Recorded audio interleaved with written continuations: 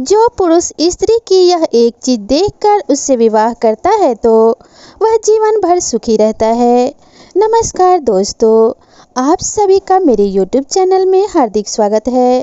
पुरुष को स्त्री की यह एक चीज देखकर ही उससे विवाह करना चाहिए, वरना आप कहीं के नहीं रहेंगे। आपके जीवन का विनाश निश्चित है।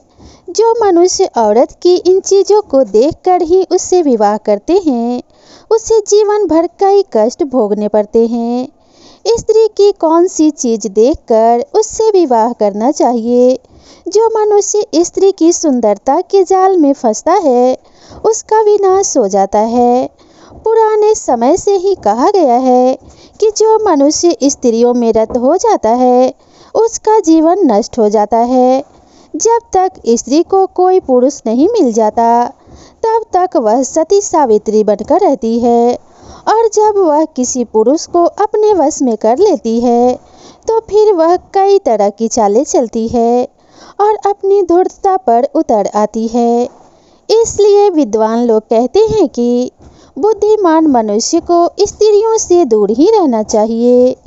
जो मनुष्य स्वयं का कल्याण चाहता है और परम पद की कामना करता है, वह अपने मुख से किसी स्त्री का नाम भी ना ले, क्योंकि स्त्रियां विवाद करती हैं, रमन करती हैं, हंसते के साथ हंसती हैं और रोते के साथ रोती हैं, और कई प्रकार की चालें चलती हैं। इसलिए स्त्रियों की माया अपरंपार है। स्त्रियां एक पुरुष को देखती हैं और दूसरे पुरुष को चाहती हैं, और तीसरे पुरुष के साथ भोग विलास करने की अभिलाषा रखती हैं। इसलिए इनका कोई प्यारा नहीं होता है। जो पुरुष अज्ञानवश होकर यह सोचता है कि वह स्त्री उससे प्रेम करती है, तो वह सबसे बड़ा मूर्ख है। ऐसे अज्ञानी पुरुष के साथ स्त्रियां खेल करती हैं और उनके जीवन को बर्बाद कर डालती हैं। स्त्री की कौन सी चीज देखकर उससे विवाह करना चाहिए, चलिए जानते हैं इस छोटी सी कहानी के माध्यम से। बहुत ही पुराने समय की बात है। किसी नगर में एक गरीब ब्राह्मण रहता था, जो भिक्षा मांगकर अपना गुजारा किया करता था। उस ब्राह्मण की एक सुंदर लड़की थी, जिसका नाम मीनाक्षी था। मीनाक्षी अत्यंत रूपवान, गुणवान और चरित्रवान थी। जब मीनाक्षी विवाह के योग्य हुई, तो उस ब्राह्मण को अपने बेटी के विवाह की चिंता सताने लगी। उस नगर के एक महान राजा थे, जो अत्यंत धर्मात्मा और बुद्धिमान थे। उस राजा का एक पुत्र था, जो बहुत ही चंचल स्वभाव का था। राजकुमार हमेशा ही सुंदर स्त्रियों से घिरा हुआ रहता था। वह स्त्रियों से उसकी सेवा करवाता, नाच गाना करवाता, मदिरा पान करता और आदि बुरी आदतों से ग्रसित था। फिर एक दिन वह राजकुमार घोड़े पर सवार होकर उस नगर में सैर करने के लिए जाता है। तभी वह घोड़े पर बैठकर उस ब्राह्मण के घर के बाहर से गुजरने लगता है। तभी वह देखता है कि एक अत्यंत सुंदर लड़की घर के सामने खड़ी होकर अपनी आंखों में सुरमा लगा रही थी। वह लड़की परम सुंदरी थी। उसे देखकर कोई भी उस पर मोहित हो जाए। जब राजकुमार ने उस लड़की को देखा, तो वह मंत्रमुग्ध हो गया। वह उस सुंदर लड़की पर मोहित हो गया और देखते ही राजकुमार को उस लड़की से प्रेम हो गया। वह सुंदर लड़की कोई और नहीं, बल्कि ब्राह्मण की बेटी मीनाक्षी थी। मीनाक्षी के सुंदर रूप ने उस राजकुमार को पूरी तरीके से घायल कर दिया। उस राजकुमार को कोई सुध बुध न रही। वह राजकुमार वहां से लौटकर अपने राजमहल चला गया, और उस राजकुमार ने खाना पीना छोड़ दिया और अपने पलंग पर जाकर उस लड़की के रूप के बारे में सोचने लगा। उस राजकुमार ने पूरे दिन भोजन नहीं किया और दुखी होकर अपने मन में मीनाक्षी को पाने की कामना करने लगा। जब यह बात राजा को पता चली कि उनके पुत्र ने खाना पीना छोड़ दिया है, तो वह दौड़ते हुए अपने पुत्र के कक्ष में चले आए। राजा को अपने पुत्र की ऐसी अवस्था अच्छी नहीं लगी। राजा अपने पुत्र के पास जाकर उससे पूछने लगे, हे पुत्र, तुमने आज भोजन क्यों नहीं किया? क्या हुआ? तुम तुम्हारी जो भी इच्छा है वह पूरी की जाएगी। तुम हमसे कहो, तुम्हारी क्या परेशानी है। तब राजकुमार कहने लगता है, हे पिताश्री, मैं जब घोड़े पर बैठकर सैर करने के लिए नगर में गया था तो मुझे एक अत्यंत सुंदर लड़की दिखाई पड़ी, जिसे देखते ही मुझे उससे प्रेम हो गया। मैं उस लड़की के साथ अपना जीवन बिताना चाहता हूँ। मैं उससे विवाह करना चाहता हूँ। यदि उस लड़की से मेरा विवाह नहीं हुआ तो मैं अपने प्राण त्याग दूंगा। फिर राजा कहता है, हे पुत्र, तुम चिंता ना करो। मैं तुम्हारा उस लड़की से विवाह न कर सका तो मैं तेरा पिता होने के योग्य नहीं। इसलिए पुत्र, तुम बिल्कुल भी चिंता ना करो। मैं आज ही उस लड़की के पिता से तुम्हारे विवाह की बात करूंगा। वह मना नहीं करेगा। कौन भला राजकुमार से विवाह करने के लिए मना करेगा। राजा अपने मंत्रियों से कहकर उस लड़की के बारे में पता करने के लिए कहते हैं।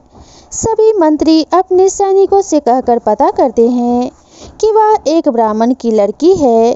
फिर सभी मंत्री राजा को उस ब्राह्मण के बारे में बताते हैं। राजा उस ब्राह्मण को राजमहल में बुलाने के लिए कहते हैं।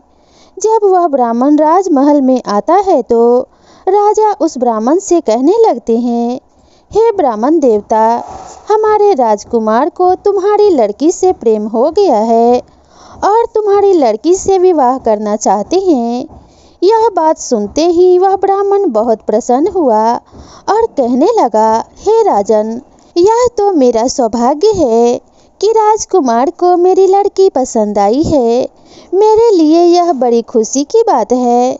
मैं अभी घर जाकर अपने बेटी को यह खुशखबरी सुनाता हूँ और उसकी इच्छा पूछ कर आता हूँ। इतना कहकर वह ब्राह्मण अपने घर चला गया और घर जाकर उसने अपनी लड़की मीनाक्षी से यह सारी बातें बता दी। और ब्राह्मण कहने लगा, हे बेटी, तुम धन्य हो। साक्षात लक्ष्मी की कृपा हुई है तुम्हारे ऊपर। आज मेरे जीवन की सारी चिंताएं समाप्त हुई हैं। जो तुम राजकुमार को पसंद आ गई हो और राजकुमार तुमसे विवाह करना चाहते हैं। इतना सुनकर मीनाक्षी आश्चर्य में पड़ जाती है और उसे सारी बातें समझ में आ जाती है। मीनाक्षी को पता होता है कि राजकुमार को उससे प्रेम नहीं है, बल्कि उसके सुंदर रूप से प्रेम हो गया है और वह उसके सुंदर रूप को पाना चाहते हैं। फिर मीनाक्षी अपने पिताजी से कहती है, हे पिताश्री, यदि आपको यह रिश्ता मंजूर है तो मुझे भी मंजूर है। मैं आपकी आज्ञा का पालन करके राजकुमार से विवाह कर लूंगी, परंतु मुझे राजकुमार से एक बार मिलना है। इसलिए आप जाइए और राजकुमार से कहिए कि वह अगले शुक्रवार को मुझसे मिलने के लिए आ जाएं और वह चिंता ना करें। मैं उनसे विवाह अवश्य ही करूंगी। वे सब चिंताओं का त्याग करके भोजन ग्रहण करें। फिर वह ब्राह्मण राजमहल में जाता है और यह सारी बात राजकुमार को सुनाता है। फिर वह राजकुमार बहुत प्रसन्न हो जाता है। इधर मीनाक्षी अपनी सहेली से कहकर जमाल गोटा मंगवा कर लाती है और वह उस जमाल गोटे को भोजन में डालकर खा लेती है। और फिर क्या, मीनाक्षी को दस्त पर दस्त होने लगती है और वह कुछ ही दिनों में हड्डियों की माला बन जाती है, बहुत ही कमजोर हो जाती है और दुबली पतली हो जाती है। फिर मीनाक्षी एक टूटी हुई खाट पर सो जाती है और अपने पिताजी को अपने पास बुलाती है और कहने लगती है, हे पिताश्री, आज शुक्रवार है। आज ही के दिन मैंने राजकुमार को बुलाया है, इसलिए आप जाइए और राजकुमार को बुलाकर ले आइए। फिर वह ब्राह्मण राजमहल में जाता है और बड़े प्रेम से उस राजकुमार से कहने लगता है, हे राजकुमार, आज ही के दिन मेरी बेटी ने आपको मिलने के लिए बुलाया है। कृपया हमारे साथ चलिए। राजकुमार तो इसी दिन का बेसब्री से इंतजार कर रहा था। वह मीनाक्षी से मिलने के लिए तड़प रहा था। अब उसका मन बेचैन हुआ और वह शीघ्रता से उस ब्राह्मण की लड़की को देखकर उसे अपनी बाहों में भरकर अपना प्यार लुटाना चाहता था उस राजकुमार के मन में मीनाक्षी का रूप झलक रहा था। वह बार बार मीनाक्षी के सुंदर रूप को याद करके बहुत प्रसन्न हो रहा था। वह उससे आलिंगन करने की कल्पना भी कर रहा था। फिर वह राजकुमार उस ब्राह्मण के साथ उसके घर चला जाता है और उधर वहां उस ब्राह्मण की बेटी राजकुमार का इंतजार कर रही थी। जैसे ही राजकुमार उस ब्राह्मण के घर में घुसता है, उसे बहुत ही गंदी बदबू आने लगती है। उस गंदी बदबू से उसका दिमाग सड़ने लगता है, क्योंकि मीनाक्षी ने जमाल गोटा खाया हुआ था, जिस कारण उसके कपड़ों में ही दस्त निकल जाती थी। लेकिन राजकुमार को मीनाक्षी से बहुत प्रेम था, इसलिए वह चुप रहा और कुछ नहीं बोला और वह अपना नाक पकड़कर घर के अंदर चला गया और उस चारपाई के पास जा पहुंचा जहां पर मीनाक्षी लेटी हुई थी। जैसे ही राजकुमार ने मीनाक्षी को देखा तो उसके पैरों तले से जमीन खिसक गई। मीनाक्षी का ऐसा डरावना रूप देखकर वह राजकुमार एकदम से घबरा गया। फिर मीनाक्षी सोई हुई बोली, राजकुमार आप आ गए। अगर आपको मुझसे प्रेम है तो मैं आपकी सेवा में हाजिर हूँ। आपकी जो भी इच्छा है वह आप मुझसे कहिए। मैं आपसे विवाह करने के लिए तैयार हूँ, किंतु आपको मेरी सुंदरता से प्रेम है तो देखिए, मेरी सुंदरता अब जा चुकी है। मीनाक्षी के मुंह से यह बात सुनकर राजकुमार वहां से चुपचाप निकलकर वापस राजमहल की तरफ चला जाता है। वहां पहुंचकर उसने चैन की सांस ली। अब उसे पता चल गया था कि यह संसार मोहमाया है। जैसा दिखता है वैसा होता नहीं है। उसे संसार की असलियत मालूम पड़ गई। वह कहने लगा, यह संसार कुछ भी नहीं है, बस मोह माया है। जैसा दिखता है वैसा नहीं है। जिस सुंदरता को देखकर मैंने खाना पीना छोड़ दिया था, मेरी रातों की नींद बर्बाद हो गई थी, मेरा सुख चैन खो गया था, वह तो कुछ ही दिनों में नष्ट हो गई। फिर उसी दिन राजकुमार को संसार से विरक्ति हो गई और उसमें वैराग्य जाग उठा और वह उठ खड़ा हुआ। उसने राज का त्याग कर दिया और अपने पूरे शरीर पर भस्म लगा लिया और उसके बाद राजकुमार वन में चला गया। वन में जाकर वह परमात्मा की भक्ति में लीन हो गया।